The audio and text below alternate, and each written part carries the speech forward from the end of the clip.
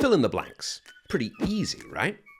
A lot of DET students don't focus on fill in the blanks questions because they think it's so simple. But fully understanding the question can help you get some valuable extra marks that can push your score towards 140 or higher. So let's find out how.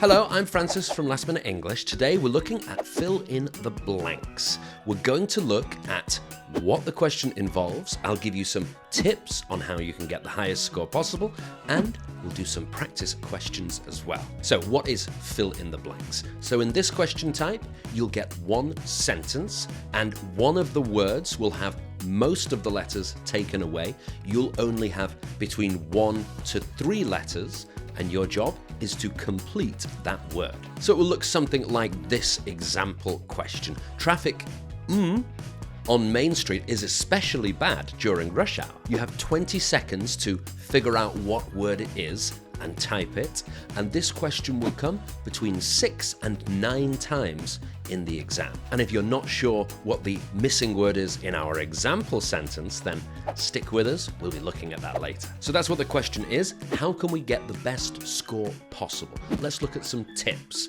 The first step is to read the whole sentence very carefully. A big mistake that a lot of students make is to read the question too quickly. They read, they find the space, and they see, okay, yeah, I know this, yeah, go. And they don't take the time to think about it carefully. For example, look at this sentence. What's gone wrong here? What is the problem? Because the sentence kind of makes sense, right? Instead of that word angry, that's only 5 letters. We're looking for a 7-letter word. So if you type angry, then you're going to get it wrong. What would the word be? It would be annoyed. Step 2 is to use clues in the sentence to help you find the answer. Have you ever just looked at a fill-in-the-blank sentence and hoped the answer will just magically pop into your head?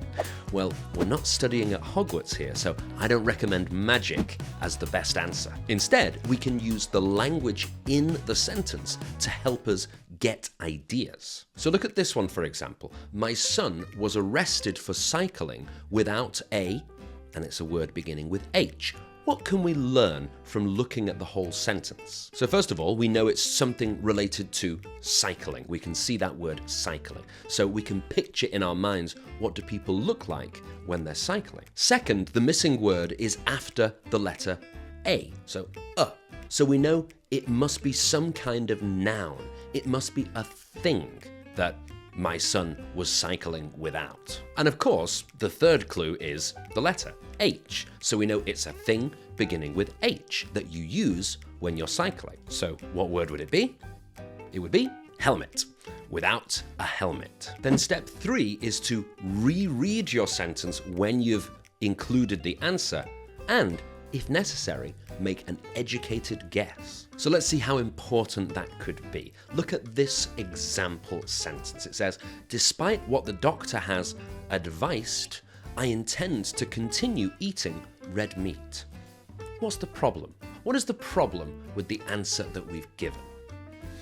It's almost correct, but we've used the noun, which is advice, but we need to have the verb, which is advise. And how is that spelt? It's spelt with S, S-E-D. So by reading our answer again before we click next, we can notice that problem, and our score for this question changes from totally wrong to totally right. So make sure to reread. But if you really have no idea what the word could be, then just try to write anything, okay? Don't leave the answer blank. There is no negative marking in DET. So there's no way that you can lose marks by putting something that's wrong. The only thing that could happen is maybe you guess it correctly and then you get the point, okay? But if you leave it totally blank, you know for sure no points. So it's worth having some kind of educated guess. So those are our 3 important tips for how you can get the best score possible. Let's go back to that question that we saw at the start. We're going to do a little bit of practice. So I'm going to give you 20 seconds, just like in the real exam.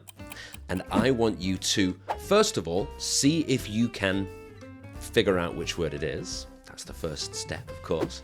But also, can you spell that word correctly? Because as we've seen, if you spell it wrong, it's wrong. There's no, ooh, he almost spelt it correctly. Yes, that's fine. DET is very strict on spelling, okay? So I suggest that you can either try to type it or you can try to write it out with pen and paper, all right? Because that's much better practice than just thinking it in your head. All right, so I'm going to go and have a 20-second cup of coffee, maybe an espresso, and you have 20 seconds to answer this question. Have a try now.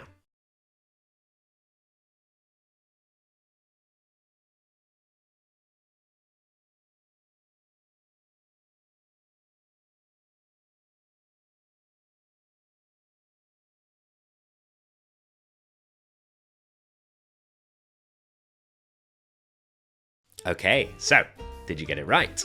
The answer was congestion. Congestion.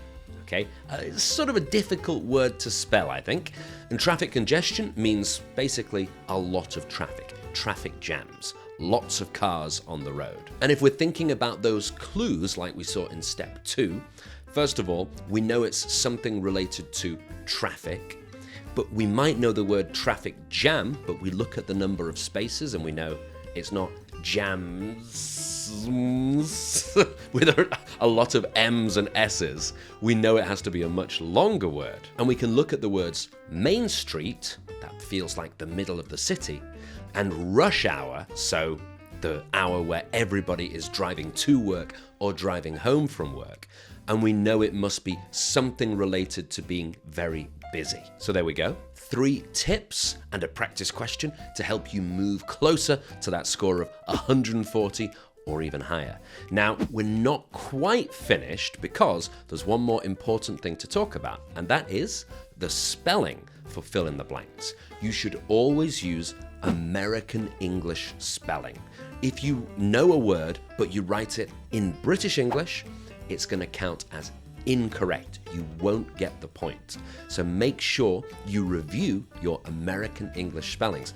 And the good news is we have a video all about the most common and most important American English spellings. So if you want to check that out, the link is just up here. You can also find it under the video. If you enjoyed this video, make sure to like and subscribe, and I'll be seeing you again in the future for lots more DET preparation videos. I'm Francis from Last Minute English. Thank you very much for watching. I'll see you next time.